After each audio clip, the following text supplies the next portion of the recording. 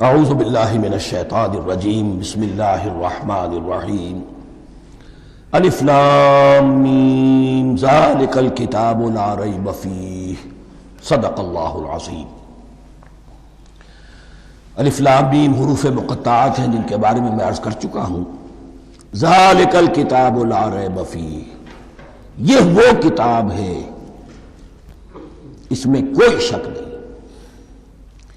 الکتاب اس لیے کہا گیا ہے کہ قرآن مجید کی پیشین گوئیاں اور خوشخبریاں سابقہ کتابوں میں موجود تھیں، اور چونکہ اس سورہ مبارکہ میں اصل خطاب کا رخ جو ہے وہ ہے سابقہ امت مسلمہ کی طرف، تو ذالک کتاب نہیں کہا گیا، ذالک کتاب لا ریب فیہ نہیں، ذالک الکتاب یہ وہ کتاب ہے، کتاب موعود ہے جس کی پیشین گوئیاں تورات اور انجیل میں موجود تھیں۔ لا ریب فیہ، اس میں کوئی شک نہیں۔ حرف اورا ریب نئے، تبدیل نئے، یہی الفاظ آئے ہیں سورہ سجدہ کے شروع میں بھی، الف لام میم تنزیل الکتاب لا ریب فیہ رب العالمین، لا ریب فیہ من رب العالمین، فیہ ھدی للمتقین۔ فیہ دونوں طرف مل سکتا ہے، لا ریب فیہ اسے معانقہ کہتے ہیں، لا ریب فیہ پڑھیں گے تو ہدن سے شروع کر دیں گے، لا ریب پر ختم کر دیں گے تو فیہ ہدن للمتقین، یہ دونوں معنی درست ہوں گے۔ آپ کو مل جائے گا جو قرآن شریف لے کر بیٹھے ہوئے ہیں کہ حاشیے میں معانقہ نمبر 1 لکھا ہوا ہے، معانقہ عند المتاخرین۔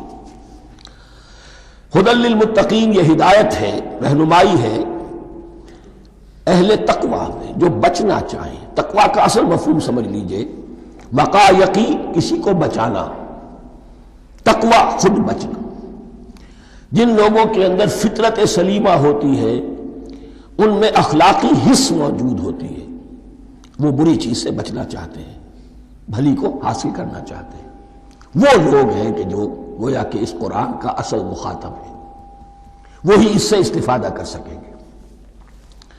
الذین یؤمنون بالغیب، اب ان کے کچھ اوصاف، یہ اصل میں بہت زیادہ واضح ہوتا ہے تعویل خاص کے اعتبار سے کہ دیکھ لو درخت کو اپنے پھل سے پہچانتے ہیں، اس قرآن کے پھل موجود ہیں نا، یہ ابو بکر اور عمر اور عثمان اور علی کون ہیں؟ یہ جو مہاجرین آئے ہیں چل کر، مدینے والوں دیکھو یہ کون ہیں، ان کی شخصیتیں کیا ہیں، ان کا کردار کیا ہے، ان کے اوصاف کیا ہے، یہ کس درخت کے پھل ہیں، یہ اس بینہ کے پھل ہیں، یہ اس ذکرہ کے پھل ہیں۔ بینہ رسول من اللہ یتلو صحفا مطہرۃ فیہا کتب قیمہ، یہ اس شجرہ مبارکہ کے پھل ہیں، دیکھ لو ان کے کیا شب و روز ہے۔ الذین یؤمنون بالغیب، جو غیب پر ایمان رکھتے ہیں۔ تعویل عام کے اعتبار سے اس کا بہت اہم مفہوم ہوگا، جو یہ طے کر لے کہ سوائے مادے کی دنیا کے مجھے اس سے آگے جانا ہی نہیں، unless I can verify۔ آپ کو معلوم ہے کہ میٹیریل جو حقائق ہے وہ تو آپ ویریفائی کر سکتے ہیں، آنکھ سے دیکھ سکتے ہیں، کان سے سن سکتے ہیں، ویریفائڈ ہے۔ جو یہ سمجھ لے گا کہ اس کے بیونڈ کچھ نہیں ہے، اس کے لیے قرآن میں کوئی ہدایت نہیں۔ ہدایت قرآنی کا نقطہ آغاز یہ ہے کہ انسان یہ سمجھ لے کہ جو اصل حقیقت ہے وہ مستور ہے، نگاہوں سے چھپی ہوئی ہے، سامنے جو کچھ نظر آ رہا ہے۔ ایک انگلستان کے بہت بڑے فلسفی کی کتاب کا عنوان ہے appearance and reality, reality and appearance, Bradley کی کتاب۔ اپیئرنس جو کچھ نظر آ رہا ہے یہ حقیقت نہیں، حقیقت اس کے پیچھے ہے۔ اور کنفیوشس کا ایک جملہ ہے جو بہت بڑا حکیم اور فلسفی تھا، چین کا بہت بڑا حکیم اور فلسفی، اور ہو سکتا ہے کہ نبی ہو، واللہ عالم، ہم کہہ نہیں سکتے۔ اس کی تعلیم بڑی اخلاقی تعلیم ہے، اور اس کا جملہ سنیے، یہ یؤمنون بالغیب کی اس سے زیادہ صحیح تشریح ممکن نہیں۔ There are certain things, there's nothing more real than what cannot be seen,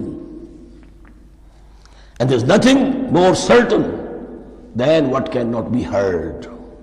وہ حقائق جو آنکھوں سے نہیں دیکھے جا سکتے اور کانوں سے نہیں سنے جا سکتے، ان سے زیادہ یقینی اور واقعی حقائق اور کوئی نہیں۔ There is nothing more real than what cannot be seen. And there is nothing more certain than what cannot be heard. الذین یؤمنون بالغیب ویقیمون الصلاۃ، نماز قائم کرتے ہیں، ومما رزقناہم ينفقون، اور جو کچھ ہم نے انہیں دیا ہے اس میں سے خرچ کرتے ہیں، خیر میں، بھلائی میں، نیکی میں، ابناء نو کی حاجات کو رفع کرنے میں، لوگوں کی تکلیفیں دور کرنے میں، خود اللہ کے لیے، اللہ کی رضا جوئی کے لیے، اللہ کو قرض حسنہ دیتے ہوئے۔ والذین یؤمنون بما انزل الیک وما انزل من قبلک، اور وہ کہ جو ایمان رکھتے ہیں اس پر بھی جو آپ پر نازل کیا گیا ہے محمد صلی اللہ علیہ وسلم، اور اس پر بھی کہ جو آپ سے پہلے نازل کیا گیا۔ یہ بہت اہم الفاظ ہیں، اس لیے کہ عام طور پر آج کل ہمارے ہاں یہ خیال پھیلا ہوا ہے کہ یہ تورات اور انجیل کے پڑھنے کا کوئی فائدہ نہیں، کوئی ضرورت نہیں، کوئی ضرورت نہیں کی حد تک تو شاید بات صحیح ہو، لیکن کوئی فائدہ نہیں، یہ بالکل غلط ہے۔ یہ ابتدا ہے قرآن کی، اور کس قدر اہتمام کے ساتھ کہا جا رہا ہے۔ ایمان صرف قرآن پر نہیں، اس پر بھی کہ جو اس سے پہلے نازل کیا گیا۔ اور سورہ نساء کی آیت، اور سورہ نساء نازل ہوئی ہے کہیں جا کر سن 6 ہجری میں، یا ایھا الذین آمنوا آمنوا باللہ ورسولہ والکتاب الذی نزل علی رسولہ والکتاب الذی انزل من قبل۔ تو اس سے ایمان جو ہے تورات پر اور انجیل پر اور زبور پر اور صحف ابراہیم پر، اجمالی ایمان کی جو اہمیت ہے اس کو اچھی طرح سمجھ لیجیے۔ البتہ یہ ہے کہ چونکہ ہم سمجھتے ہیں اور جانتے ہیں کہ ان کتابوں میں تحریف ہو گئی ہے، لہذا ان کتابوں کی کوئی شے قرآن پر حجت نہیں ہوگی۔ جو چیز قرآن سے ٹکرائے گی ہم اس کو رد کر دیں گے، ان کتابوں کی کسی شے کو دلیل کے طور پر نہیں لائیں گے۔ لیکن جہاں قرآن مجید کی کسی بات کی نفی نہ ہو رہی ہو تو بہت سے حقائق ہمیں ان کتابوں ہی سے ملتے ہیں۔ انبیاء کے مابین جو زمانی ترتیب ہے، کرونالوجیکل آرڈر جو ہے، وہ تو ہمیں تورات سے ملتا ہے، قرآن میں تو نہیں۔ قرآن میں کبھی حضرت نوح کا ذکر بعد میں ہے، حضرت موسیٰ کا پہلے، وہاں تو کسی اور پہلو سے ترتیب آتی ہے، لیکن وہاں ہمیں تاریخ ملتی ہے ابراہیم کی، اسحاق کی، یعقوب کی، انبیاء بنی اسرائیل کی، موسیٰ کی، عیسیٰ کی، یہ ساری چیزیں۔ تو اس کی اہمیت جو ہے اس کو سمجھ لیجئے۔ والذین یؤمنون بما انزل الیک وما انزل من قبلک وبالآخرۃ ھم یوقنون، آخرت پر وہ یقین رکھتے ہیں۔ نوٹ کرنے والی بات کیا ہے کہ باقی سب چیزوں کے لیے لفظ ایمان آیا، آخرت کے لیے ایقان کیوں؟ واقعہ یہ ہے کہ انسان کے عمل کے اعتبار سے سب سے زیادہ مؤثر شے ایمان بالآخرہ ہے۔ ایمان بالآخرہ ہے تو عمل سیدھا رہے گا کہ ہاں مجھے جواب دہی کرنی ہے، جانا ہے، اٹھنا ہے، اللہ کے حضور حاضری ہے۔ اگر یہ یقین ہے تو عمل صحیح ہوگا۔ اس میں کمی ہو گئی تو توحید جو ہے وہ بھی بس ایک عقیدہ، ایک ڈوگما بن کے رہ جائے گی۔ ایمان بالرسالت بھی بدعات کو جنم دے گا۔ عید میلاد نبی منا لیجئے، اور کچھ عشقیہ اشعار کہہ دیجئے، نعتیہ اشعار کہہ دیجئے، اللہ اللہ خیر صلی اللہ، یہ ایمان بالرسالت کے مظہر ہوں گے۔ عمل انسان کا درست ہوتا ہے آخرت کے یقین کے ساتھ۔ وبالآخرۃ ھم یوقنون، آخرت پر انہی کا یقین ہے، انہی کا یقین ہے۔ یہ حصر بھی ہے اس اعتبار سے کہ یہودی میں مدعی تھے کہ ہم آخرت پر یقین رکھتے ہیں، یہاں کنٹراسٹ دکھایا جا رہا ہے، آخرت پر یقین رکھنے والے یہ لوگ ہیں، اور تعویل خاص کے اعتبار سے وہ لوگ موجود ہیں تمہاری نگاہوں کے سامنے۔ 13 برس کی محنت کی کمائی محمد الرسول اللہ صلی اللہ علیہ وسلم کی، اس کتاب کی، یتلو علیہم آیاتہ ویزکیہم ویعلمہم الکتاب والحکمہ، اس کا جو نتیجہ ہے وہ تمہارے سامنے ہے۔ اولئک علی ھدی من ربہم، یہ وہ لوگ ہیں جو اپنے رب کی طرف سے ہدایت پر ہیں۔ وہ ابتدائی ہدایت بھی ان کے پاس تھی، اور یہ تکمیلی ہدایت بھی، قرآن پر بھی ان کا یقین پورا ہے، اور محمد کا اتباع بھی وہ کر رہے ہیں۔ وَأُولَٰئِكَ هُمُ الْمُفْلِحُونَ، اور یہی وہ لوگ ہیں جو فلاح پانے والے ہیں۔ فلاح کا لفظ بھی قرآن مجید کی بڑی اہم اصطلاح ہے، منزل مراد کو پہنچ جانا، کسی باطنی حقیقت کا آیا ہو جانا۔ اسی لیے اس پر پھر گفتگو انشاءاللہ ہوگی سورہ مومنون کے شروع میں، لیکن یہ کہ فلاح پانے والے، کامیاب ہونے والے اصل میں یہی لوگ ہیں۔ تو گویا کہ تعویل خاص میں صحابہ کرام کی طرف اشارہ ہو گیا، تعویل عام میں ہر شخص کو بتا دیا گیا اگر قرآن کی ہدایت سے مستفید ہونا ہے تو یہ اوصاف اپنے اندر پیدا کرو۔ اب دوسرا گروہ، ان الذین کفروا سواء علیہم انذرتہم ام لم تنذرہم لا یؤمنون، یقیناً جن لوگوں نے کفر کیا، اور یہاں مراد کیا ہے؟ جو کفر پر اڑ گئے ہیں۔ اس کو ہم تعویل عام میں نہیں لے سکتے، اس لیے کہ اگر تو ہم اس کو عام میں لے لیں گے تو اس کے معنی تو یہ ہوں گے جس شخص نے کسی وقت کفر کیا اب وہ ہدایت پر آ ہی نہیں سکتا۔ نہیں، یہ بات نہیں ہے۔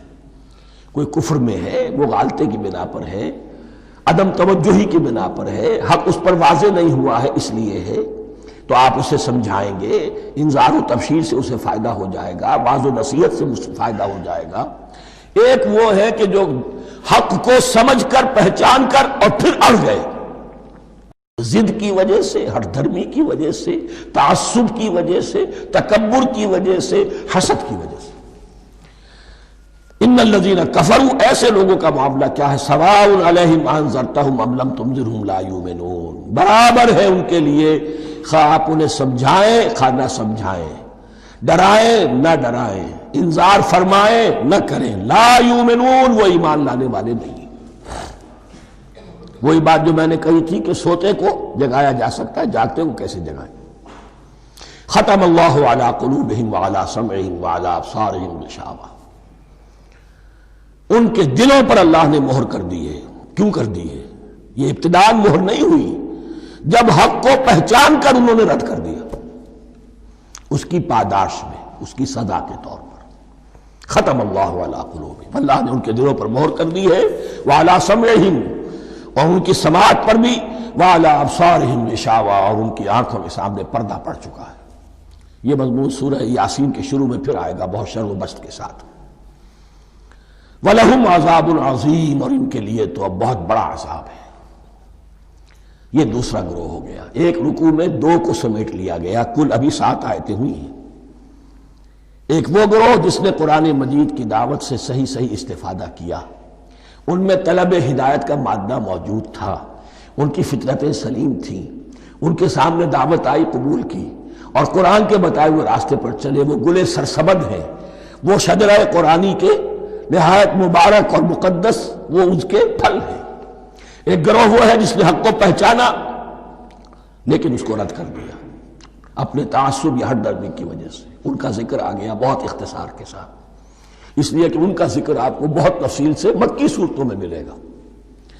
اب آیا تیسرا گروہ، وَمِنَ النَّاسِ، اور لوگوں میں کچھ ایسے بھی ہیں، مَن يَقُولُ آمَنَّا بِاللَّهِ وَبِالْيَوْمِ الْآخِرِ وَمَا هُم بِمُؤْمِنِينَ، جو کہتے تو یہ ہے کہ ہم ایمان رکھتے ہیں اللہ پر بھی اور یوم آخر پر بھی، مگر وہ حقیقت میں مومن نہیں ہے۔ یہاں ایک بات سمجھ لیجئے، اکثر و بیشتر مفسرین نے اس تیسری کیٹیگری کے بارے میں یہی رائے قائم کی ہے کہ یہ منافقین مذکور ہیں یہاں، اگرچہ لفظ منافق یا لفظ نفاق نہیں آیا یہاں، لیکن مولانا امیر احسن اصلاحی صاحب نے ایک رائے ظاہر کی ہے جو بڑی قیمتی ہے، وہ یہ کہ یہاں ایک کردار کا نقشہ کھینچ دیا گیا ہے۔ غور کرنے والے غور کر لیں، دیکھ لیں، جس پر بھی وہ چسپاں ہو جائے۔ اور بالفعل جب یہ آیات نازل ہو رہی تھیں تو دو طبقات پر یہ کردار نگاری جو ہے، یہ جو شخصیت کا ہیولہ کھینچا جا رہا ہے، وہ دو کے اوپر راست آ رہا تھا۔ ایک علماء یہود، وہ بھی کہتے تھے کہ ٹھیک ہے محمد جو کہہ رہے ہیں، ہم بھی اللہ کو مانتے ہیں، آخرت کو بھی مانتے ہیں، اسی لیے یہاں رسالت کا ذکر نہیں ہے۔ بھئی ہم محمد ہی کو نہیں مانتے نا صلی اللہ علیہ وسلم، باقی اگر 1.25 لاکھ نبی آئے ہیں تو باقی 1.25 لاکھ کو تو ہم مانتے ہیں، ایک محمد کو نہیں مانا، ایک عیسیٰ کو نہیں مانا، بس تو ہمیں بھی مانا جانا چاہیے کہ ہم بھی مسلمان ہیں۔ ایک یہ ان کی رائے ہے، اور واقعہ یہ ہے کہ یہاں اس طریقے کا تذکرہ ہو رہا ہے کہ جس سے ان کا کردار بھی جھلک رہا ہے، روح سخن ان کی طرف جا رہا ہے۔ مجھے یاد ہے اپنی 10ویں جماعت کے زمانے میں دہلی میں نے دیکھا تھا کہ ناٹ سرکس وہاں کا ایک بڑی مارکیٹ ہوتی تھی، تو جوتے کی ایک دکان پہ بہت بڑا جوتا لٹکایا ہوا تھا، بہت بڑا، اور لکھا تھا free to whom it fits, جس کے پاؤں میں یہ ٹھیک ٹھیک آ جائے وہ لے جائے اس کو۔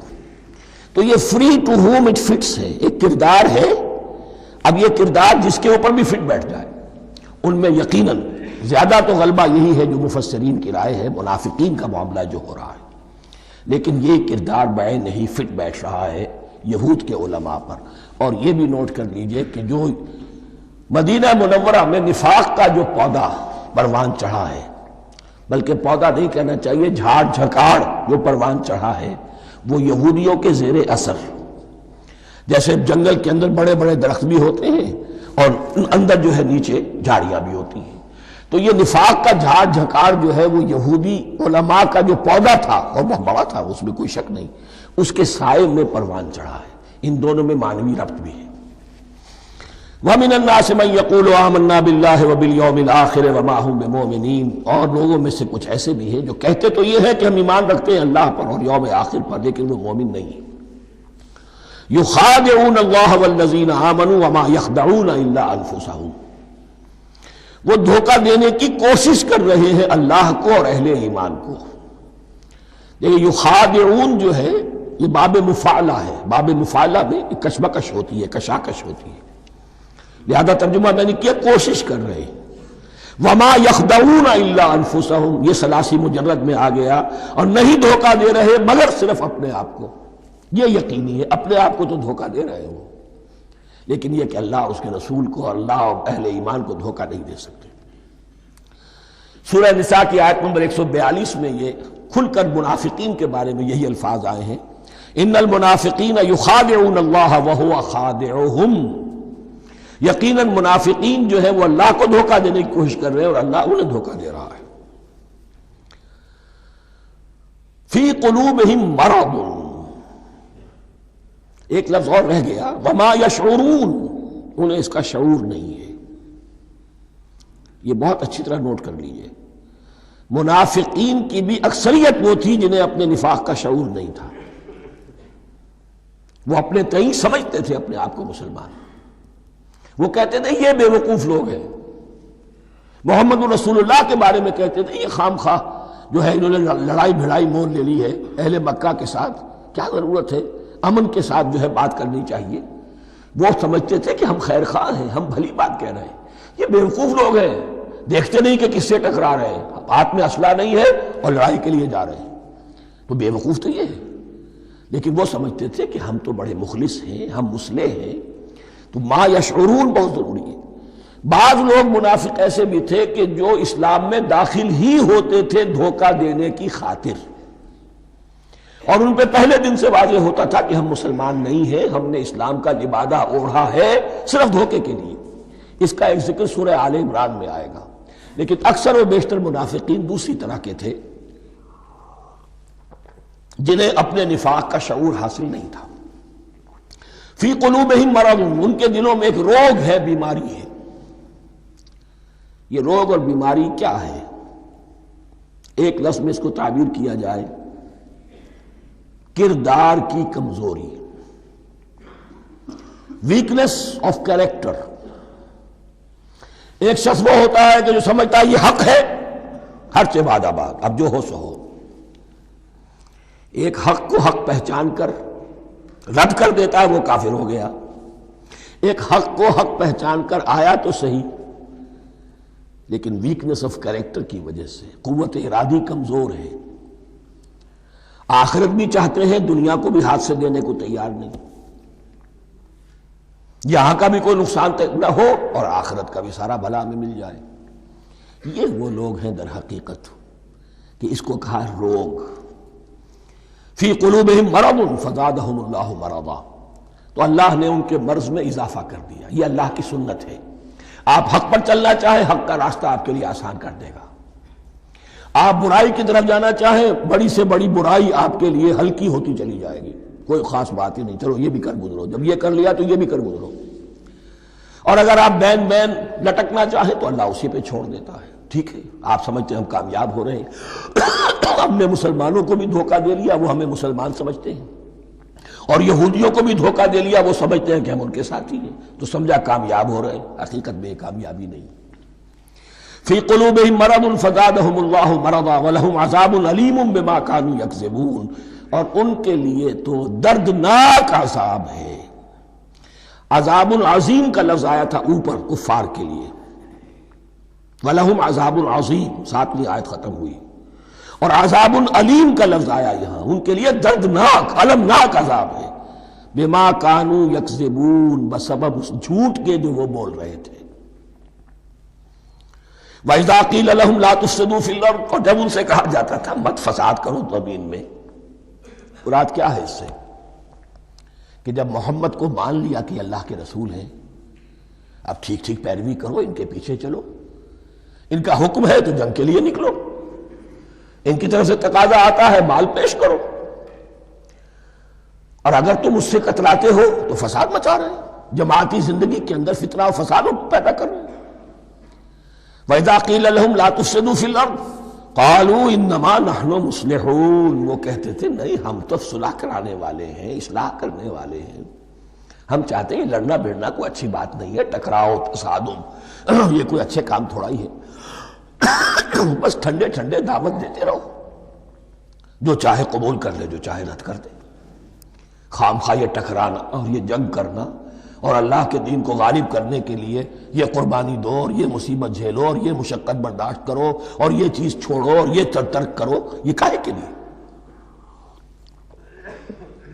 وَإِذَا قِيلَ لَهُمْ لَا تُفْسِدُوا فِي الْأَرْضِ قَالُوا إِنَّمَا نَحْنُ مُصْلِحُونَ أَلَا إِنَّهُمْ هُمُ الْمُفْسِدُونَ وَلَٰكِن لَا يَشْعُرُونَ، آگاہ ہو جاؤ کہ وہی ہے مفسد، فساد پھیلانے والے، اس لیے کہ محمد رسول اللہ کی دعوت ہے زمین میں اصلاح کے لیے، اس اصلاح کے لیے کچھ آپریشن کرنا پڑے گا، مریض اس درجے کو پہنچ چکا ہے کہ آپریشن کے بغیر اس کی شفا نہیں ہوگی، اب اگر تم اس کے راستے میں رکاوٹ بنتے ہو تو در حقیقت تم فساد مچا رہے ہو، لیکن تمہیں اس کا شعور نہیں۔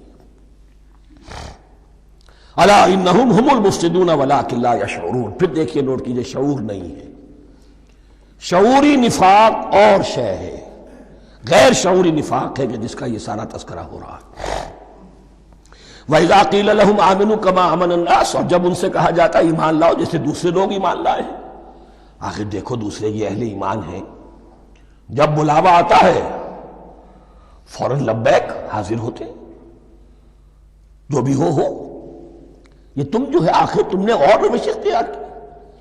وَإِذَا قِيلَ لَهُمْ آمِنُوا كَمَا آمَنَ النَّاسُ قَالُوا أَنُؤْمِنُ كَمَا آمَنَ السُّفَهَاءُ، وہ کہتے ہیں کہ کیا ہم ایمان لائے جیسے یہ بے وقوف لوگ ایمان لائے، انہیں تو اپنے نفع کی فکر، نہ نقصان کی فکر، نہ خطرات کا کوئی خیال، نہ اندیشوں کا کوئی گمان، جان جائے مال جائے، اولاد کو چھوڑ دیں، گھر بار چھوڑ کے آ گئے ہیں، ان سے بڑے بے وقوف کون ہوں گے؟ بال بچے چھوڑ آئے ہیں کفار مکہ کے رحم و کرم پر، سرداران قریش جو چاہے ان کے ساتھ کریں، تو یہ تو بے وقوف لوگ ہیں۔ آج کل آپ کہتے ہیں ایسے ہی لوگوں کو فینیٹکس ہیں، یہ فینیٹکس ہیں، دیکھ بھال کر چلنا چاہیے، دائیں بائیں دیکھ کر چلنا چاہیے، نفع نقصان کا خیال کر کے چلنا چاہیے، چاہے حق ہے ٹھیک ہے، لیکن بہرحال اپنی مصلحتوں کو بھی اور اپنی اہل و عیال کی مصلحتوں کو بھی دیکھنا چاہیے۔ یہ لوگ تو معلوم ہوتا ہے کہ بالکل دیوانے ہو گئے، فینیٹکس ہو گئے۔ وَإِذَا قِيلَ لَهُمْ آمِنُوا كَمَا آمَنَ النَّاسُ قَالُوا أَنُؤْمِنُ كَمَا آمَنَ السُّفَهَاءُ أَلَا إِنَّهُمْ هُمُ السُّفَهَاءُ وَلَٰكِن لَا يَعْلَمُونَ، آگاہ ہو جاؤ کہ وہی بے وقوف ہے لیکن انہیں علم نہیں ہے۔ وہ صادق الایمان جو ایمان کی ہر تقاضے کو پورا کرنے کے لیے ہر وقت حاضر ہیں، ان سے بڑا عقل مند کوئی نہیں، ان سے بڑا سمجھدار کوئی نہیں، انہوں نے یہ جان لیا ہے کہ اصل زندگی آخرت کی زندگی ہے، یہ نہیں ہے، یہ تو عارضی ہے، کل نہیں آج ختم ہو جائے، آج نہیں ابھی ختم ہو جائے، کیا فرق پڑے گا؟ جانا تو ہے، اب نہیں تو کل، کل نہیں تو پرسوں، جانا تو ہے، تو عقل تو ان کے اندر ہے۔ الا انہم ہم السفہاء ولکن لا یعلمون وَإِذَا لَقُوا الَّذِينَ آمَنُوا قَالُوا آمَنَّا، اور جب یہ ملتے ہیں ان سے جو اہل ایمان ہیں تو کہتے ہیں ہم بھی ایمان رکھتے ہیں۔ اب یہ ان دونوں پر آئے گا۔ عام جو یہودی تھے وہ بھی کہتے تھے کہ ہم بھی تو آخر اللہ کو مانتے ہیں، آخرت کو مانتے ہیں، اور منافق تو تھے ہی جو رسول کو بھی مانتے تھے۔ وَإِذَا خَلَوْا إِلَىٰ شَيَاطِينِهِمْ، اور جب یہ اپنے شیطانوں کے پاس خلوت میں ہوتے ہیں، اور یہاں شیاطین سے مراد ہیں اہل کتاب یہود کے علماء، ان کے سردار، یا عبداللہ ابن ابی جو منافقین مدینہ کا سردار تھا۔ اگر وہ کبھی ملامت کرتا ہے دیکھو تم تو معلوم ہوتا ہے بالکل مسلمانوں میں شامل ہی ہو گئے پوری طرح سے، تمہیں کیا ہو گیا، تم ہر بات مان رہے ہو۔ اب انہیں یہ کچھ نہ کچھ اپنی وفاداری کا یقین دلانے کے لیے کہنا پڑتا تھا، نہیں ہم انہیں بیوقوف بنا رہے ہیں، ہم ان سے ذرا تمسخر کر رہے ہیں، ہم ہیں آپ کے ساتھ ہی، آپ فکر نہ کریں۔ اسی لیے یہ دو منہ ہونا، نفق کہتے ہیں سرنگ کو جس کے دو دروازے ہوتے ہیں، باقی زیر زمین ہے۔ نافقہ گوہ کا بل ہے کہ دو دروازے رکھتا ہے، دو اس کے منہ رکھتا ہے کہ ادھر سے اگر کتا داخل ہو جائے شکار کے لیے تو ادھر سے نکل بھاگے، ادھر سے آئے تو ادھر سے نکل بھاگے۔ تو دو منہ انسان، یہ در حقیقت جس کو پھر سورہ نساء میں کہا گیا لا الہ الا ولا الہ الا، نہ ادھر کے ہیں نہ ادھر کے، مذبذبین بین ذالک، اس کے درمیان مذبذب ہو کر رہ گئے۔ یہ شیطان کا لفظ یہاں سمجھ لیجئے کہ اس کے دو رائے ہیں کہ یہ شطنہ سے بنا ہے یا شات سے بنا ہے، شین الف توئے یا شین تو نون۔ شطنہ کے معنی تباعدا، کو بہت دور ہو گیا، دور ہو گیا۔ شیطان سے مراد جو اللہ کی رحمت سے بہت دور ہو گیا۔ اور شاتا یشیتو کے معنی ہے احترق غضبا وحسدا، کوئی شخص غصے اور حسد کے اندر جل رہا ہو، وہ شاتا یشیتو ہے۔ اس سے فعلان کے وزن پر، رحمان کے وزن پر، غضبان کے وزن پر شیطان، یعنی وہ کہ جو حسد اور غضب کی آگ میں جل رہا ہے۔ تو یہ ایک تو شیطان وہ ہے کہ جو جنات میں سے ہے، جس کا نام عزازیل تھا پہلے، اب ہم اسے ابلیس کے نام سے جانتے ہیں، وہ ایک شیطان ہے، جنی ہے۔ پھر یہ کہ جو بھی اس کے پیروکار ہیں دنیا میں انسانوں میں سے ہوں یا جنات میں سے ہوں، وہ بھی شیاطین ہیں۔ اسی طرح اہل کفر، اہل زیغ کے جو بڑے بڑے سردار ہوتے ہیں ان کو بھی شیطان سے تعبیر کیا گیا۔ وَإِذَا خَلَوْا إِلَىٰ شَيَاطِينِهِمْ قَالُوا إِنَّا مَعَكُمْ، اور جب وہ خلوت میں ہوتے ہیں، علیحدگی میں ہوتے ہیں اپنے شیاطین کے پاس، سرداروں کے پاس، کہتے ہیں ہم تو آپ کے ساتھ ہیں، انما نحن مستہزئون، یہ تو ہم ان مسلمانوں کو بیوقوف بنا رہے ہیں، ان سے استہزاء کر رہے ہیں، تمسخر کر رہے ہیں۔ ہم تمسخر میں کہہ دیتے ہیں کہ ہم بھی آپ کے ساتھ ہیں، آمنا۔ اللہ یستہزئ بہم ویمدہم فی طغیانہم یعمہون، حقیقت کیا ہے کہ اللہ ان کا مذاق اڑا رہا ہے اور ان کو ڈھیل دے رہا ہے کہ وہ اپنے عقل کے اندھے پن میں بڑھتے چلے جائیں۔ اللہ تعالیٰ جیسا میں نے عرض کیا رسی دراز کرتا ہے، کوئی شخص غلط راستے پر جائے گا جاؤ بھائی، فوراً تو نہیں پکڑتا، اگر فوراً پکڑ لے تو سیدھا ہو جائے گا، چلتے جائے، جہاں جانا چاہتے ہو جاؤ۔ تو ان کو بھی رسی دراز کر رہا ہے اللہ، لیکن یہ کہ اللہ یستہزئ بہم، یہ سمجھتے ہیں کہ مسلمانوں کا مذاق اڑا رہے ہیں، اصل میں مذاق ان کا اڑ رہا ہے اللہ کے نزدیک۔ وَيَمُدُّهُمْ فِي طُغْيَانِهِمْ يَعْمَهُونَ، اب یہاں ذرا نوٹ کر لیجئے، یہ دو لفظ آئیں گے، عین میم اور ہا، امہ ہے کے ساتھ، ایک ہے عین میم اور یا، امج، تو عین اور میم تو مشترک ہے یا آخر میں فرق ہوگا، عین میم اور ہا ہوگا، اس کے معنی عقل کا اندھا، دل کا اندھا، آنکھیں تو ہے لیکن دل کا اندھا ہے، عقل کا اندھا ہے۔ اور عین میم یا جو آنکھوں کا اندھا ہو، عمیٌ اندھے، اعمیٰ اندھا۔ تو یہاں فرمایا انا معکم انما نحن مستہزئون، اللہ یستہزئ بہم ویمدہم فی طغیانہم یعمہون، اللہ ان کو اس جو ان کی عقل کے اندھے پن میں جو یہ بڑھتے چلے جا رہے ہیں، اللہ بھی ان کی رسی دراز کر رہا ہے تاکہ یہ جہاں تک جانا چاہتے چلے جائیں۔ اولئک الذین اشتروا الضلالۃ بالہدی، یہ وہ لوگ ہیں کہ جنہوں نے ہدایت کے عوض گمراہی خرید لی ہے۔ دیکھیے بڑا پیارا انداز ہے یہ، ایک شخص کے سامنے دونوں آپشنز تھے، ایک نے گمراہی کو چھوڑا، ہدایت لے لی، چاہے قیمت دینی پڑی، تکلیفیں اٹھانی پڑی، آزمائشوں میں سے گزرنا پڑا، قربانیاں دینی پڑی، ہدایت لی، اور ایک شخص نے ہدایت دے کر گمراہی لے لی ہے۔ آسانی تو ہو گئی، فوری تکلیف سے تو بچ گئے، لا الہ الا ولا الہ الا دونوں طرف سے اپنے آپ کو بچا لیا۔ لیکن حقیقت میں سب سے زیادہ گھاٹے کا سودا یہی ہے، اولئک الذین اشتروا الضلالۃ بالہدی، ہدایت دے کر اور ضلالت خرید لی ہے، فما ربحت تجارتہم، تو ان کی تجارت ان کے حق میں ہرگز مفید نہیں ہوئی۔ اب یہاں بھی دیکھیے را با اور ہے ہا، ربحا اس کے معنی نفع، صحیح نفع، جائز نفع۔ را با اور وا ربا وہ سود، وہ بھی اضافہ ہے، وہ بھی بڑھوتری ہے، لیکن وہ حرام ہے۔ ایک ہے تجارت کے اندر جو نفع ہو جائے وہ ربح ہے، را با اور ہا یہ نفع ہے جو جائز نفع ہے۔ را با اور وا ربا یہ کیا ہے؟ یہ سود ہے، یہ حرام ہے۔ را اور با مشترک ہے، آگے ہا آگے اور با اس کا فرق ہے۔ فما ربحت تجارتہم وما کانوا مہتدین، ان کی تجارت ان کے حق میں ہرگز مفید نہیں ہوئی اور نہیں ہے اب یہ ہدایت پانے والے۔ مثلہم، اب یہاں دو تمثیلیں آ رہی ہیں بڑی پیاری۔ پہلی تمثیل ہے کفار کے بارے میں، دوسری تمثیل ہے یہ بین والے لوگوں کے بارے میں۔ پہلوں کے لیے کیا تمثیل ہے؟ مثلہم کمثل الذی استوقد نارا، ان کی مثال اس شخص کی سی ہے جس نے آگ روشن کی۔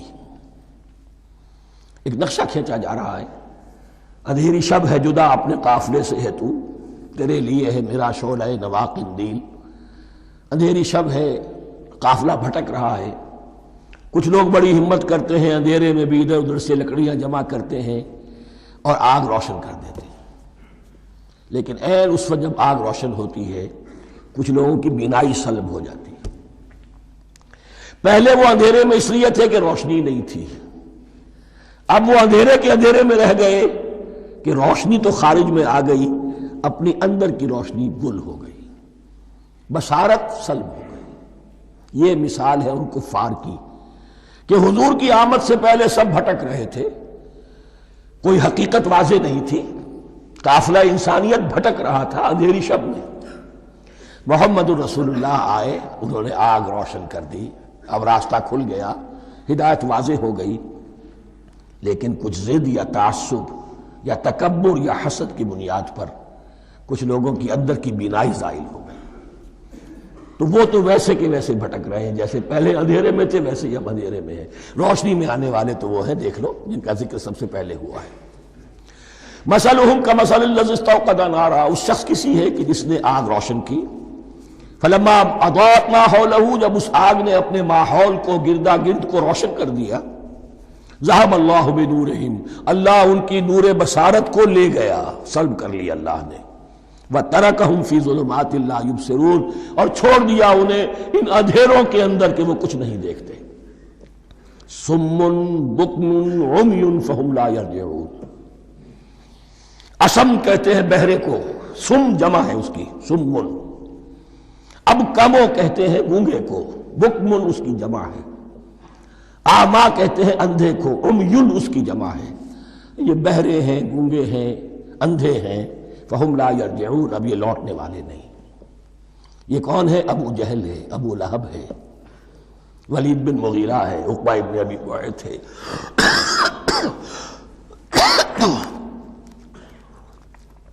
یہ سب کے سب ابھی زندہ ہے جب یہ آیات نازل ہو رہی ہیں۔ ابھی تو غزوہ بدر ہوگا سن 2 ہجری میں، اور اس میں یہ سب جو ہیں واصل جہنم ہوں گے، ابھی تک تو ہے نا۔ یہ لوگ ہو گئے اس کی مثال۔ مثلہم کمثل الذی استوقد نارا فلما اضاءت ما حولہ ذہب اللہ بنورہم وترکہم فی ظلمات لا یبصرون صم بکم عمی فہم لا یرجعون۔ اب دوسری مثال، او کصیب من السماء، یا بڑی زور کی بارش برس رہی ہے آسمان سے، فیہ ظلمات، اس میں اندھیرے بھی ہیں، ورعد اور گرج ہے، وبرق اور بجلی چمک رہی ہے، یجعلون اصابعہم فی اذانہم من الصواعق حذر الموت، کچھ لوگ ہیں کہ جو اپنی انگلیاں اپنے کانوں کے اندر ٹھوسے ہوئے ہیں کہ وہ جو کڑک ہے اس سے ان کی جانیں نہ نکل جائیں، موت نہ آ جائے۔ کڑکا ایسا ہے کہ اس کڑکے سے بچنے کے لیے اپنی انگلیاں اپنی کانوں میں ٹھوس رکھی، حذر الموت، موت کے خوف سے۔ واللہ محیط بالکافرین، اللہ ایسے کافروں کا احاطہ کیے ہوئے ہے، بچ کر کہاں جائیں گے۔ یکاد البرق یخطف ابصارہم، قریب ہے کہ بجلی ان کی نگاہوں کو لے جائے، ان کی بینائی کو سلب کر لے۔ کلما اضاء لہم، لیکن ہوتا کیا ہے، جب ذرا روشنی ہوئی تو چل لیے۔ مشوا فیہ، بجلی چمکی، کچھ نظر آ گیا دائیں بائیں تو کچھ تھوڑا سا چل لیے۔ وَإِذَا أَظْلَمَ عَلَيْهِمْ، اور جب تاریکی ان پر طاری ہو گئی، قاموا، کھڑے کے کھڑے رہ گئے۔ یہ نقشہ ہے ان کا کہ ایک طرف بارش ہو رہی ہے، قرآن مجید ہے، آسمان سے نازل ہو رہا ہے، یہ ماہ مبارکہ ہے، یہ کتاب مبارکن ہے، لیکن یہ کہ اس کے ساتھ کڑکے ہیں، گرج ہے، کفر سے مقابلہ ہے، کفر کی طرف سے دھمکیاں ہیں، اندیشے ہیں، خطرات ہیں، امتحانات ہیں، آزمائشیں ہیں۔ ذرا کہیں حالات کچھ بہتر ہوئے، کچھ جسے بریدنگ سپیس کہتے ہیں ملی، تو تھوڑا سا چل لیے، ہم بھی مسلمان ہیں، کوئی خاص موقع نہیں ہے، کسی جنگ کے لیے بلایا نہیں جا رہا ہے، تو بڑھ چڑھ کے باتیں کر رہے ہیں، اپنے ایمان کا اظہار بھی کر رہے ہیں۔ جیسے ہی کوئی آزمائش آئی، قاموا، ٹھٹک کر کھڑے کے کھڑے رہ گئے۔ وَلَوْ شَاءَ اللَّهُ لَذَهَبَ بِسَمْعِهِمْ وَأَبْصَارِهِمْ، اللہ چاہتا تو ان کی سماعت اور بصارت کو بھی سلب کر لیتا، لیکن اللہ کا قانون یہی ہے، جو جہاں رہنا چاہے اس نے آزادی ارادہ دی ہے انسان کو۔ تم اگر مومن صادق بن کر رہنا چاہتے ہو، اس کو آسان کر دے گا تمہارے لیے۔ تم نے اپنے تعصب کی وجہ سے، اپنے تکبر کی وجہ سے کفر کا راستہ اختیار کیا، اللہ اسی کو کھول دے گا۔ تم بیچ میں لٹکنا چاہتے ہو، لٹکتے رہو، اللہ تعالیٰ جو ہے جبرن کسی کو نہ حق پہ لائے گا، نہ جبرن کسی کو باطل پر لے کر جائے گا۔ اس لیے کہ جبر اگر ہو تو پھر امتحان کا معاملہ ختم، پھر جزا و سزا بیکار ہے، غیر منطقی ہے، غیر معقول ہے۔ ان اللہ علی کل شیء قدیر، یقیناً اللہ تعالیٰ ہر چیز پر قادر ہے۔ یہ دو رکوع اس اعتبار سے کہ انسانی شخصیتوں کا سمجھنا، اور جیسا کہ میں نے عرض کیا، تعویل عام ذہن میں رکھیے، جب بھی کبھی کوئی دعوت حق اٹھے گی، اگر وہ واقعتاً کل کے کل حق کی دعوت ہے اور اس میں انقلابی رنگ ہے کہ باطل سے پنجہ آزمائی کرنی ہے، باطل کو نیچا دکھانا ہے، حق کا غلبہ کرنا ہے، تو یہ تین قسم کے افراد لازماً ہمیشہ وجود میں آ جائیں گے۔ ان کو پہچاننا، ان کے کردار کی جو اصل جو اس کے پیچھے پس منظر ہے، اس کو جاننا بہت ضروری ہے۔ میں وقفہ کر رہا ہوں ذرا بھائی۔ الرحمن الرحیم، اب جو تیسرا رکوع آ رہا ہے سورہ بقرہ کا، اس میں قرآن کی دعوت کا خلاصہ ہے۔ قرآن کیا ماننے کی دعوت دیتا ہے، اس کی پکار کیا ہے۔ جیسا کہ میں عرض کر چکا ہوں، 2/3 قرآن پہلے نازل ہو چکا ہے، پس منظر میں ہے۔ ہمارے لیے اس ترتیب مصحف کے اعتبار سے وہ قرآن بعد میں آئے گا، ترتیب نزول کے اعتبار سے وہ پس منظر میں موجود ہے، لیکن چونکہ یہاں پر مصحف کے اندر یہاں سے آغاز کیا جا رہا ہے، لہذا اس کا خلاصہ جو ہے لب لباب، یہ ایک رکوع میں، اور قرآن کے فلسفے کا اور اس کے بعض نہایت ہی اہم جو موضوعات ہیں اور مسائل ہیں، ان کا ذکر پھر چوتھے رکوع میں۔ ابھی ہم تیسرا رکوع پڑھ رہے ہیں۔ یا ایھا الناس اعبدوا ربکم الذی خلقکم والذین من قبلکم لعلکم تتقون، اے لوگو بندگی اختیار کرو اپنے اس رب کی، اپنے اس مالک کی جس نے تمہیں پیدا کیا، اور نہ صرف تم کو پیدا کیا، تم سے پہلے جتنے لوگ گزرے انہیں بھی پیدا کیا، تاکہ تم بچ سکو۔ یہ قرآن کی دعوت کا خلاصہ ہے، اور یہ نوٹ کر لیجئے، یہ تمام انبیاء اور رسل کی دعوت یہی تھی۔ اب جب پڑھیں گے سورہ اعراف، پڑھیں گے سورہ شعراء، پڑھیں گے ایک ایک کا نام لے کر، ان اعبدوا اللہ واطیعون، ہر رسول کی دعوت یہ تھی اللہ کی بندگی کرو، میری اطاعت کرو۔ یا قوم اعبدوا اللہ ما لکم من الہ غیرہ، اے میری قوم کے لوگوں اللہ کی بندگی کرو، تمہارا کوئی الہ اور معبود اس کے سوا نہیں ہے۔ پھر حضور قرآن یہی عبادت رب انسان کی تخلیق کی غایت ہے، وما خلقت الجن والانس الا لیعبدون، ہم نے جنوں اور انسانوں کو پیدا ہی صرف اس لیے کیا ہے کہ ہماری بندگی کریں۔ لیکن یہاں ایک فرق بہت بڑا ہے، تمام رسولوں کی دعوت یہی ہے، محمد الرسول اللہ کی بھی یہی ہے، لیکن بڑا فرق کیا ہے؟ باقی تمام رسولوں کی دعوت آپ کو ملے گی یا قوم، اے میری قوم کے لوگوں، یہاں ہے یا ایھا الناس، اے بنی آدم، اے بنی نوع انسان۔ معلوم ہوا کہ تمام رسول حضور سے پہلے صرف اپنی اپنی قوموں کی طرف آئے ہیں، پہلے اور آخری اور کامل رسول ہیں اللہ کے محمد صلی اللہ علیہ وسلم، جن کی دعوت آفاقی ہے۔ یا ایھا الناس، یا قوم نہیں، یا ایھا الناس اعبدوا ربکم الذی خلقکم والذین من قبلکم۔ اس میں دلیل بھی آ گئی کہ عام طور پر لوگ جو ہے غلط راستے پر اس دلیل سے جمے رہتے ہیں کہ ہمارے آباء و اجداد کا راستہ یہی تھا۔ تو بھائی جیسے تم مخلوق ہو ایسے وہ بھی تو مخلوق تھے، جیسے تم خطا کر سکتے ہو وہ بھی تو خطا کر سکتے تھے۔ لہذا یہ نہ دیکھو کہ آباء و اجداد کا راستہ کیا تھا، دیکھو یہ کہ حق کیا ہے، لعلکم تتقون، تاکہ تم بچ جاؤ، دنیا میں افراط و تفریط کے دھکوں سے بچ جاؤ گے، آخرت میں اللہ کے عذاب سے بچ جاؤ گے۔ ان دونوں سے اگر بچنا ہے تو اللہ کی بندگی کی روش اختیار کرو۔ اچھا کس رب کی؟ الذی جعل لکم الارض فراشا والسماء بناء، جس نے تمہارے لیے زمین کو فرش بنا دیا اور آسمان کو چھت بنا دیا۔ وانزل من السماء ماء، اور آسمان سے پانی برسایا۔ فاخرج بہ من الثمرات رزقا لکم، اور پھر اس پانی کے ذریعے سے زمین سے میووں کی شکل میں، پیداوار کی شکل میں تمہارے لیے رزق اگایا۔ فلا تجعلوا للہ اندادا وانتم تعلمون، تو ہرگز نہ اللہ کا مد مقابل کسی کو ٹھہراؤ جانتے بوجھتے۔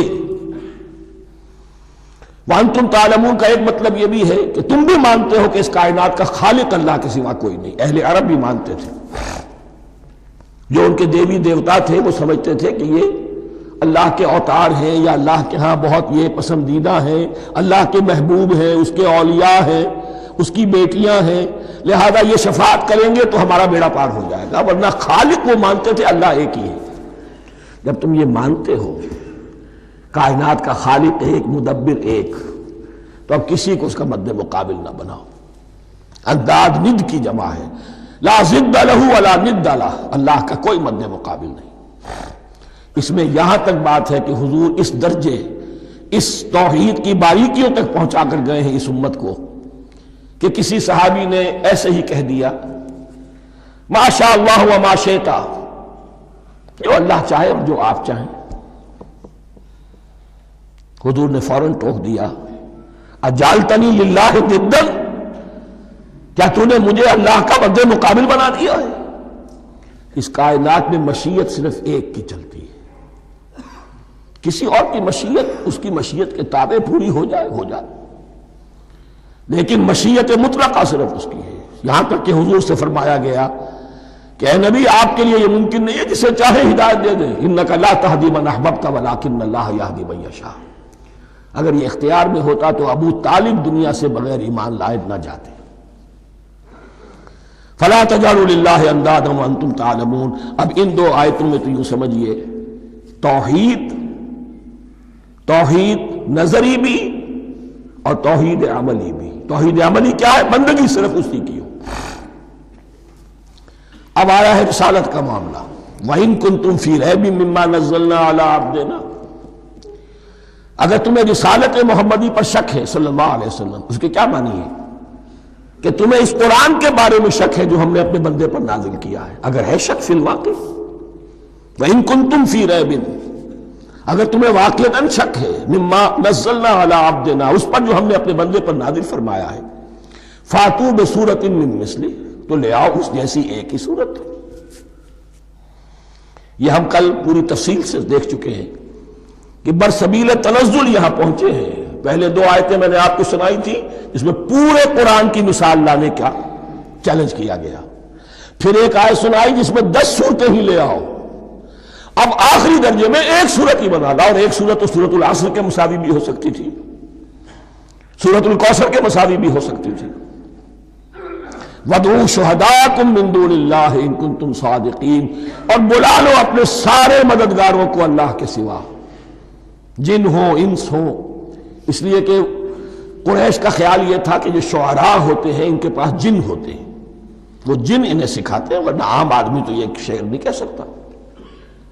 تو تمہارا اگر کوئی گمان ہے کوئی جنات سکھانے والے ہیں، کوئی انسان ہے، خطیب ہے، شعراء ہے، ادیب، سب کو جمع کر، ان کنتم صادقین۔ اب یہ ہے بہت ہی، جس کو میں نے کل کہا تھا، آپ کو یاد ہوگا، قرآن کا انداز کیا ہوتا ہے کہ وہ اپنے اندر جھانکنے کی دعوت دیتا ہے۔ یہ گویا کہ آنکھوں میں آنکھیں ڈال کر یہ کہا جا رہا ہے کہ حقیقت میں تمہیں کوئی شک نہیں ہے، یہ تم بات بنا رہے ہو صرف، اگر واقعتاً شک ہے تو آؤ میدان میں، حقیقت یہ ہے کہ تمہیں شک نہیں ہے، اگر تم سچے ہو فاتوا بسورۃ من مثلہ، تو اس جیسی ایک ہی صورت بنا لاؤ۔ فإن لم تفعلوا، اب ذرا انداز دیکھیے تحدی کا اور چیلنج کا، پھر اگر تم یہ نہ کر پاؤ وَلَن تَفْعَلُوا، اور ہرگز نہیں کر سکو گے، یہ چیلنج کون دے سکتا ہے؟ اللہ کے سوا کوئی نہیں دے سکتا۔ یہ انداز کسی کتاب کا نہیں ہے، ذَلِكَ الْكِتَابُ لَا رَيْبَ فِيهِ، یہ کسی کا نہیں ہے۔ فَإِن لَمْ تَفْعَلُوا وَلَن تَفْعَلُوا، پھر اگر تم نہ کر پاؤ اور تم ہرگز نہیں کر پاؤ گے، فَاتَّقُوا النَّارَ الَّتِي وَقُودُهَا النَّاسُ وَالْحِجَارَةُ، تو ڈرو اس آگ سے جس کا ایندھن بنیں گے انسان اور پتھر۔ اعدت للکافرین، کافروں کے لیے تیار کر لی گئی ہے، بھڑکا دی گئی ہے۔ پتھروں کا ذکر خاص طور پر کیوں ہے؟ 2 اس کے امکانات ہیں۔ آپ کو معلوم ہے کہ وہ جو پتھر کا کوئلہ ہوتا ہے اس کی آگ بڑی سخت ہوتی تھی، عام جو ہمارا یہ لکڑی کا کوئلہ ہوتا ہے اس کے مقابلے میں، اور دوسرے یہ بھی کہ چونکہ انہوں نے جو معبود تراش رکھے تھے وہ پتھر کے ہوتے تھے، تمہارے ساتھ ہی تمہارے معبودوں کو بھی جھونکا جائے گا اور وہ بھی جلیں گے، تاکہ تمہاری حسرت کے اندر اضافہ ہو۔ ان سے ہم دعائیں مانگا کرتے تھے، ان کے سامنے ماتھے ٹیکتے تھے، ان کے سامنے ڈنڈوت کرتے تھے، ان کو چڑھاوے چڑھاتے تھے۔ اب یہاں گویا کہ ایمان باللہ، توحید، ایمان بالرسالت اور ایمان بالآخرت، فاتقوا النار التي وقودها الناس والحجارة اعدت للكافرين وبشر الذين آمنوا وعملوا الصالحات، اور بشارت دے دیجئے اے نبی ان لوگوں کو کہ جو ایمان لائے اور جنہوں نے نیک عمل کیے، ان لهم جنات تجری من تحتها الانہار، کہ ان کے لیے وہ باغات ہیں کہ جن کے دامن میں ندیاں بہتی ہوں گی، لفظی ترجمہ ہوگا جن کے نیچے ندیاں بہتی ہوں گی۔ مراد اس سے کیا ہے؟ عام فطری باغ وہ ہوتے تھے کہ جس میں ذرا اونچائی پر جو ہے درخت لگے ہوئے ہیں اور دامن میں ندی بہ رہی ہے، تو اس سے خود بخود جو ہے وہ اریگیشن، نیچرل اریگیشن ہو رہی ہے، درختوں کے جڑوں تک پانی پہنچ رہا ہے۔ بہرحال ترجمہ آپ لفظی کریں، ان کے نیچے ندیاں بہتی ہوں گی یا یہ کہ جن کے دامن میں ندیاں بہتی ہوں گی۔ کلما رزقوا منها من ثمرۃ رزقا، جب بھی کبھی انہیں دیا جائے گا کوئی پھل رزق کے طور پر کھانے کے لیے جنت میں، قالوا هذا الذي رزقنا من قبل، وہ کہیں گے یہ تو وہی شے ہے جو ہمیں پہلے بھی ملتی تھی۔ اس کا ایک مفہوم یہ ہے، یہ جو نزل ہے، ابتدائی جو ہے دعوت ہے، ابتدائی ضیافت جو ہوگی اس میں وہی چیزیں کہ جو معروف ہے، جانی پہچانی ہے۔ یہ رمان، یہ دیکھیے یہ انار آ رہا ہے خوبصورت، یہ انگور ہے خوبصورت، یہ نخیل ہے، یہ نخل ہے، یہ رطب ہے، لیکن ذائقے کی کوئی نسبت و تناسب بھی نہیں ہوگا۔ وہ کہیں گے یہ وہی شے ہے جو ہمیں پہلے ملتی تھی، وَأُتُوا بِهِ مُتَشَابِهًا، مشابہ تو ہوگی وہ، لیکن ان کے ذائقے میں زمین و آسمان کا فرق ہوگا۔ اور ایک یہ بھی مفہوم لیا گیا کہ آخرت میں جنت میں بھی وہی میوے ملتے رہیں گے، لیکن ان کا ذائقہ بدلتا رہے گا، شکل وہ ہوگی لیکن ذائقہ وہ نہیں رہے گا کہ جس سے انسان کی بھی طبیعت بڑھ جاتی ہے ایک ہی شے کو کھاتے ہوئے۔ وَلَهُمْ فِيهَا أَزْوَاجٌ مُطَهَّرَةٌ، اور ان کے لیے ہوں گے اس میں بہت ہی پاک باز، نہایت پاک کی ہوئی بیویاں ہوں گی. ازواج مطہرۃ وہم فیہا خالدون، اور اس میں رہیں گے ہمیشہ ہمیش. یہ تو تین جو اصول ہیں دین کے دعوت ایمان، توحید اور رسالت اور معاد، ایمان باللہ، ایمان بالرسول، ایمان بالآخرہ. اب ذرا کچھ ضمنی مسائل ہیں کہ جو بعض کفار کی طرف سے، بعض معترضین کی طرف سے پیش ہوتے تھے، وہ کبھی بھی اس چیلنج کا مقابلہ تو نہ کر سکے، میدان میں تو نہ آ سکے. یہ بالکل ایسی بات ہے جیسے کسی مصور کی تصویر پر اعتراض کرنے والے تو بہت تھے. جب کہا گیا کہ ذرا یہ لیجیے قلم، اس کو ٹھیک کر دیجیے، یہ برش آپ کے ہاتھ میں دیتا ہوں، اب سب پیچھے ہٹ گئے.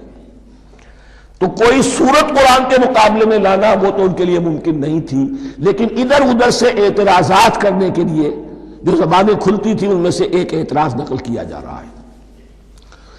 وہ یہ تھا کہ وہ کہتے تھے کہ قرآن مجید میں مکھی کی تشبیہ آئی ہے، یہ تو بڑی حقیر سی شے ہے. اعلیٰ کلام ہو اور اعلیٰ متکلم ہو وہ ایسی حقیر چیزوں کا تذکرہ نہیں کرتا. بیت العنکبوت مکڑی کا بھی ذکر ہے قرآن مجید، اتنی حقیر شے کا، یہ کوئی اعلیٰ کلام نہیں. اس کا جواب دیا جا رہا ہے کہ اصل میں کہیں تشبیہ بیان کرنی ہے، تمثیل بیان کرنی ہے، تو دیکھنا یہ کہ جس شے کے لیے تشبیہ دی جا رہی ہے اس کی مناسبت والی شے ہو. شے کوئی بہت حقیر ہے تو کسی عظمت والی شے سے آخر کیسے تشبیہ دی جائے گی؟ وہ تو کسی حقیر شے سے ہی تشبیہ دی جائے گی تو جو اصل مقصد ہے تشبیہ کا وہ پورا ہوگا. ان اللہ لا یستحی ان یضرب مثلا ما بعوضۃ فما فوقها، اللہ تعالیٰ کو تو اس میں کوئی جھجک نہیں ہے، کوئی شرم نہیں ہے کہ وہ مچھر کی مثال بیان کرے.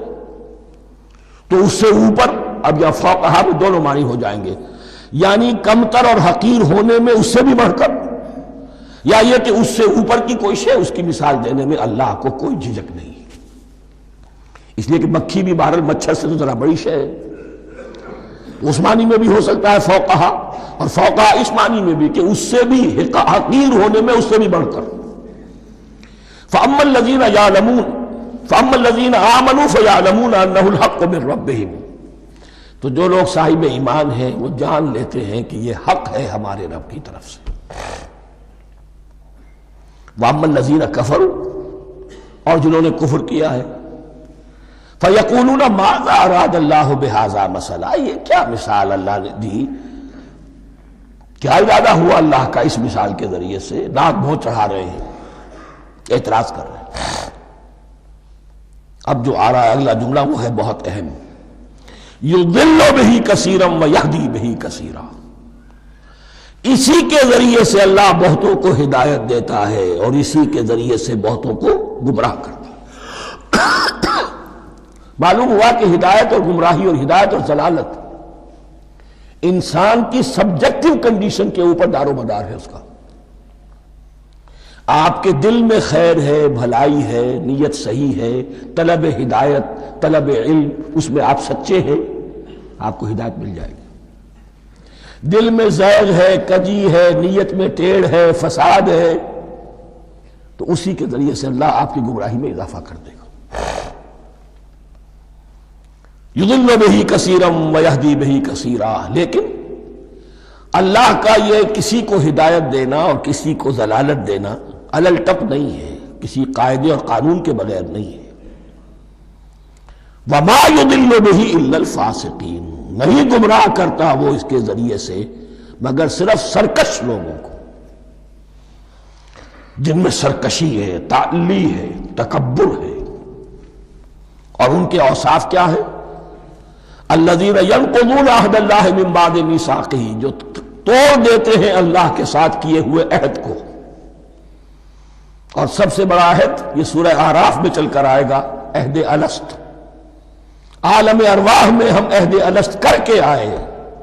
الست بربکم قالوا بلا، کیا میں ہی نہیں ہوں تمہارا رب؟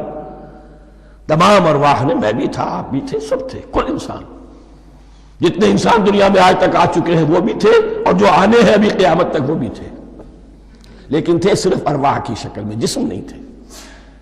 اور یہ میں آپ کو بتا چکا ہوں، مکمل وجود ہے انسان کا روحانی وجود۔ اولاً تخلیق اس کی ہوئی تھی، اسی سے آگے چل کر ایک بہت فلسفے کا بہت گہرا مضمون آ رہا ہے آگے چل کر۔ وہ جو عہد الست الست بربکم قالوا بلا، انہوں نے اس عہد کو توڑا، اللہ کو اپنا مالک اور خالق اور اپنا حاکم جاننے کی بجائے خود حاکم بن کر بیٹھ گئے۔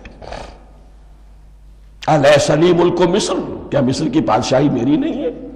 آئی am the sovereign, we are sovereign, popular sovereignty, بغاوت، سرکشی، فاسق۔